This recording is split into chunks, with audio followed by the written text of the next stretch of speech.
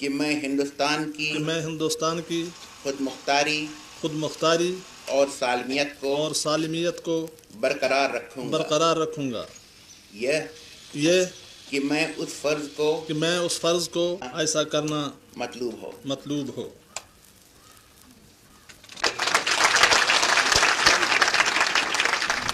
السلام علیکم، میں ہوں مناج ممتاز اور آپ دیکھ رہے ہیں مناج انفو۔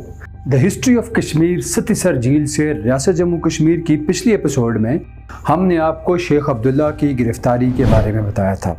اس قسم میں ہم آپ کو دوبارہ شیخ عبداللہ کی گرفتاری اور شیخ عبداللہ کے بھارت سے وفاداری کے حلف کے بارے میں بتائیں گے۔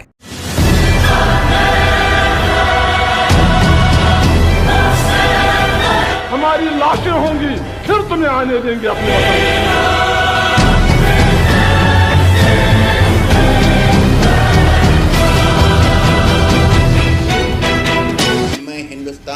میں ہندوستان کی خود مختاری اور سالمیت کو برقرار رکھوں گا۔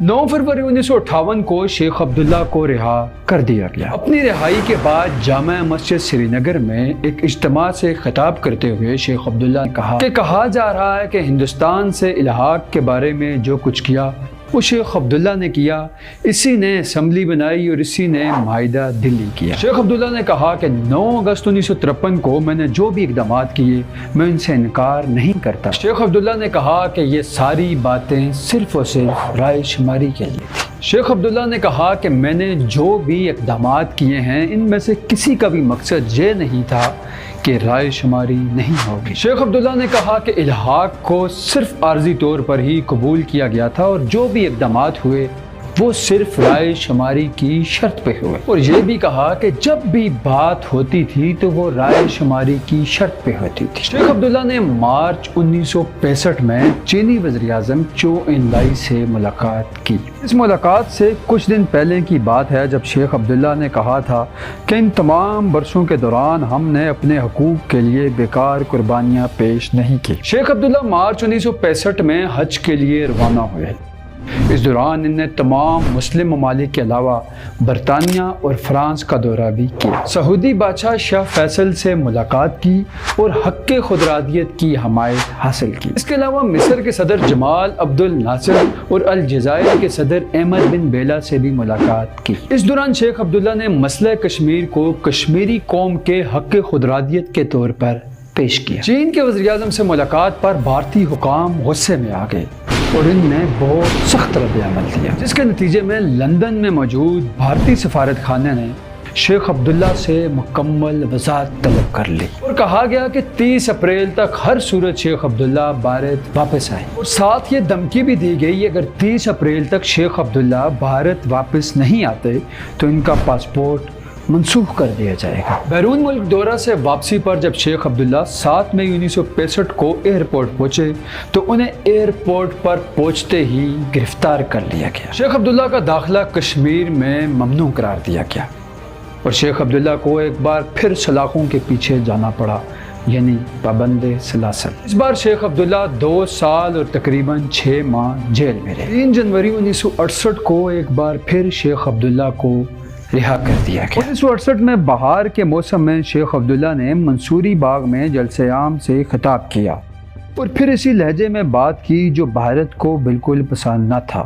شیخ عبداللہ نے کہا کہ حق خودارادیت قوموں کا بنیادی حق ہوتا ہے اور آزادی دی نہیں جاتی بلکہ چھینی جاتی ہے۔ بھارت نے دسمبر 1970 میں مقبوضہ کشمیر کی اسمبلی برخاست کر دی۔ شیخ عبداللہ ایک وقت میں کئی باتیں کرتے تھے۔ جب شیخ عبداللہ نے مہاراجہ ہری سنگھ کے خلاف کشمیر چھوڑ دو تحریک شروع کی تو مہاراجہ ہری سنگھ نے ان کو گرفتار کر کے جیل میں ڈال دیا اور پھر مہاراجہ ہری سنگھ اور اس کے جانشینوں سے وفاداری کی شرط پر جیل سے رہا ہوئے۔ شیخ عبداللہ ایک وقت میں کئی باتیں کرتے تھے، کبھی تو وہ خود مختاری کی بات کرتے تھے اور کبھی ہندوستان کو ترجیح دیتے تھے، کبھی وہ مہاراجہ ہری سنگھ سے وفاداری کا اعلان کرتے تو کبھی مہاراجہ ہری سنگھ سے بغاوت کرتے اور پھر جیل چلے جاتے۔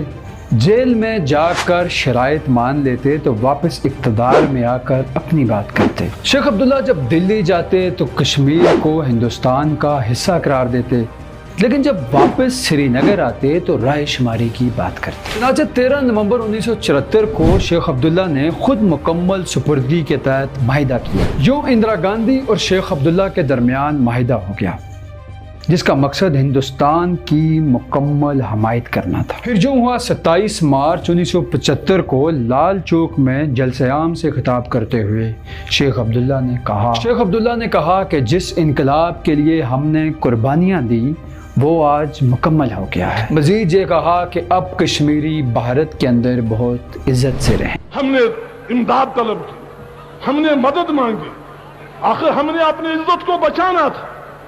اس وقت ہندوستان سامنے آیا، اس نے ہماری ان قدروں سے دفاع کیا، ان مقاصد سے دفاع کیا جن کے لیے ہم جنگ لڑ رہے تھے۔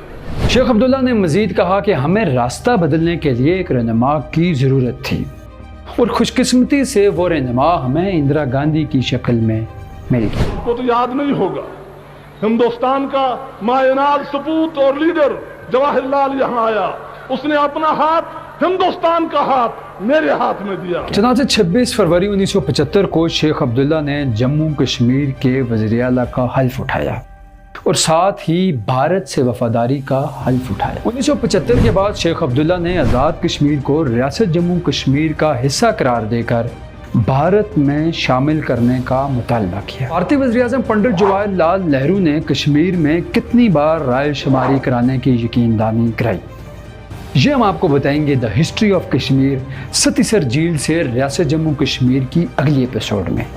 یہ جاننے کے لیے نیچے موجود سبسکرائب کے بٹن پر کلک کریں اور ساتھ بیل آئیکن کو بھی پریس کر دیں۔ تب تک کے لیے اللہ حافظ۔